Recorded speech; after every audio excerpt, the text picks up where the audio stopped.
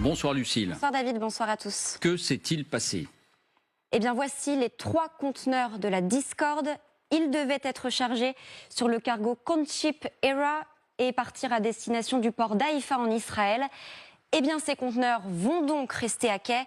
Les dockers de la CGT ont refusé de les embarquer.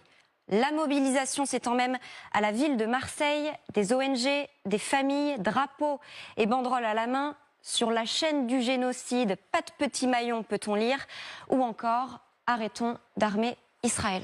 Que contenaient ces conteneurs? Eh bien, si l'on en croit la CGT, ils contenaient du matériel militaire à destination d'Israël. La CGT relaie en réalité les informations du site d'investigation Disclose. Ce sont 4 de ces journalistes qui dévoilent ces informations en coopération avec un autre site irlandais.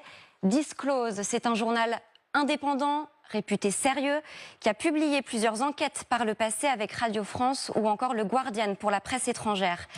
Et voilà ce que ces journalistes affirment.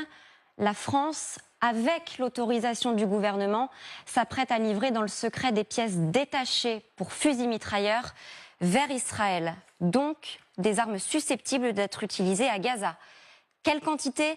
Une vingtaine de palettes, soit 14 tonnes de matériel, qui sont donc aujourd'hui bloquées au port de Marseille. Alors quel est ce matériel plus précisément?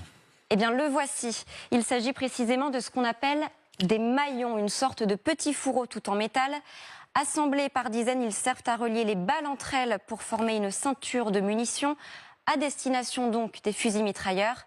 En clair, ces ceintures équipent les mitrailleuses Negev 5, comme celle-ci, vous allez la voir, l'une des plus utilisées par l'armée israélienne.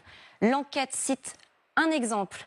En février 2024, une tournée de distribution alimentaire dans Gaza avait viré au drame. On en avait parlé ici même sur ce plateau. Des dizaines de morts palestiniens selon Israël, des centaines pour le Hamas. À l'époque, beaucoup d'ONG avaient accusé l'armée israélienne, qui protégeait le convoi, d'avoir ouvert le feu sur la foule au moment où elle se précipitait sur les camions. Eh bien, ce seraient ces fusils mitrailleurs que l'armée portait à ce moment-là. Qui fabrique ces maillons? L'entreprise Eurolinks, une entreprise marseillaise, environ 70 employés. Son matériel, elle le vend à une filiale d'un industriel de l'armement, Elbit, le principal fournisseur de l'armée de l'État hébreu. Autre information, cette livraison stoppée n'est pas un cas unique. L'enquête révèle 2 autres charges depuis le mois de janvier, dont une il y a quelques semaines. Une photo à l'appui, un bordereau d'expédition pour une cargaison d'une vingtaine de kilos, des maillons de différentes tailles, à destination du client israélien, 100 000 pièces au total. Que répond la France, le gouvernement?